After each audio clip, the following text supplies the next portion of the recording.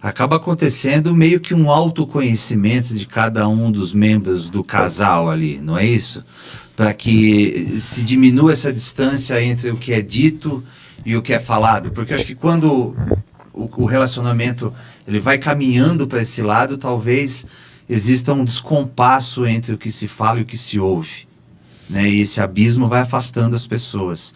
É um processo como se fosse um autoconhecimento também, além talvez do homem, a mulher, um membro do casal, outro membro do casal, e o terceiro como o casal em si, esse terceiro elemento, mas exista um autoconhecimento de ambas as partes ali para que eles possam voltar e para aquele lugar que eles ocupavam antes do relacionamento começar a degringolar, por exemplo. Você acha que é algo assim? É assim. Porque pelo menos quem está de fora, eu acho que talvez tenha essa impressão, né? Talvez muito fácil de falar e muito difícil de executar. Mas eu acho que falta talvez um autoconhecimento de cada um para não se sentir atacado a cada palavra, uma segurança dentro do que o casamento ou o relacionamento traz para aquela pessoa. Não sei se eu consegui ser claro naquilo que eu quero passar, mas estou tentando trazer uma visão de alguém de fora. Sim, claro. Foi sim. O autoconhecimento, ele é essencial, porque assim, se você não tiver o autoconhecimento, você não sabe o que dói, o que te faz bem, quanto dói, quanto te faz bem.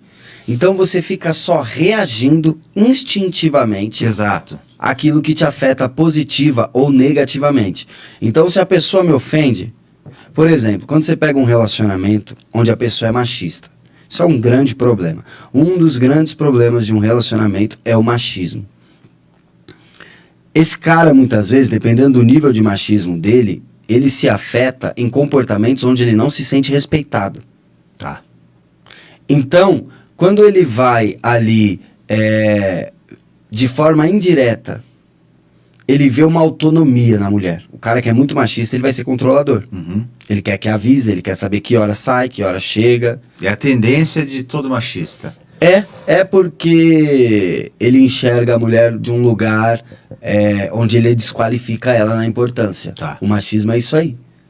Então, ele se coloca como alguém superior. E quando a mulher exerce uma certa autonomia, isso deixa o machista desconfortável. Por quê? Porque ele precisa do controle para que ele não fique desconfortável. Tá. E ele se ofende. Como ele não dá conta de lidar com esse sentimento ruim que está dentro dele, ele joga na outra pessoa. Tudo aquilo que a gente não dá conta na gente, a gente projeta no outro para lidar com isso através do outro. Então, por exemplo, a mulher vai e faz algo sem avisar. Ele vem de forma grosseira. Por que você não me avisou? Que saco! Isso já é uma agressão, isso já é uma toxicidade. Sim. Só que ele está reagindo a um sentimento que no fim é uma necessidade de controle. Se ele tivesse um autoconhecimento, ele poderia falar, olha, eu me sinto inseguro quando você tem comportamentos e não divide comigo. Então eu gostaria que pelo menos você compartilhasse isso comigo. O que eu sempre falo é assim, o que destrói um relacionamento não é a briga. A briga sempre vai existir no relacionamento. O que destrói um relacionamento é a nossa incapacidade de saber brigar sem se ofender. Você lembra daquele filme Edward, Mão de Tesoura? Sim. Eu sempre uso esse exemplo, que quando não há o autoconhecimento, e não é só o autoconhecimento que é um ingrediente essencial, mas é o conhecimento também do outro.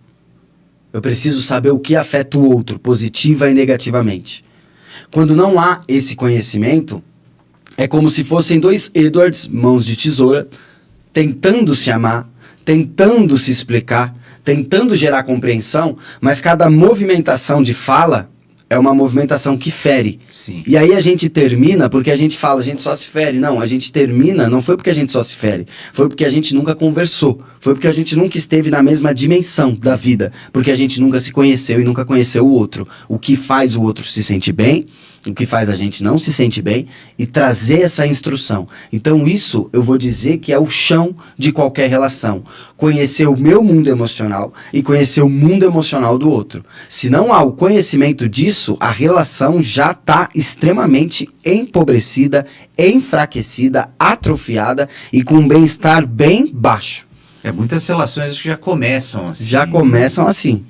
É importante você ter esse conhecimento do outro, né? O que agrada.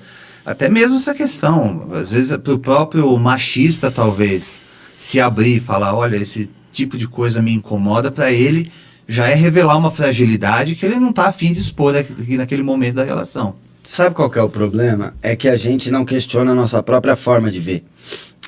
As pessoas nem sabem que tem uma lente. Então elas partem do princípio. Por exemplo, você vive uma realidade na sua infância com seu pai, com a sua mãe, e você acha que aquilo é verdade.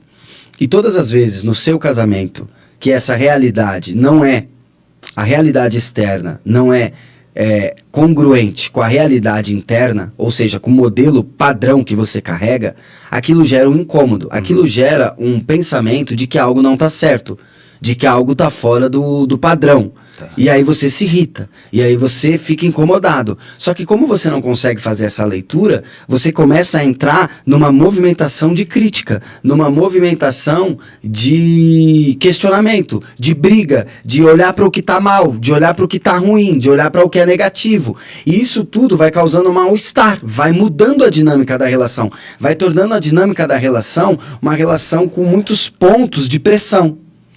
Mas, na verdade, a gente nem está brigando sobre a mesma coisa, porque a gente tem modelos de família diferentes. Sim. A gente precisava falar sobre o modelo dos pais e sobre o modelo que nós queremos. Mas como a gente não faz essa leitura, a gente briga sobre quando o modelo que acontece é diferente daquilo que eu esperei que fosse, ou que eu queria que fosse. Exato, é interessante isso, porque essa questão do autoconhecimento remete a isso, né?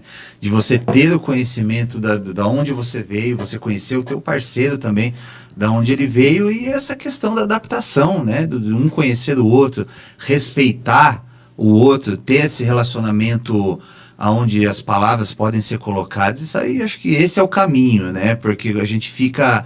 Já a tendência, quando começa a brigar, cada um se fecha no seu canto. E aí isso vai piorando esse diálogo. Geralmente a falta de diálogo, ela começa nessa fase das brigas num casamento, onde isso vai diminuindo a um ponto das pessoas se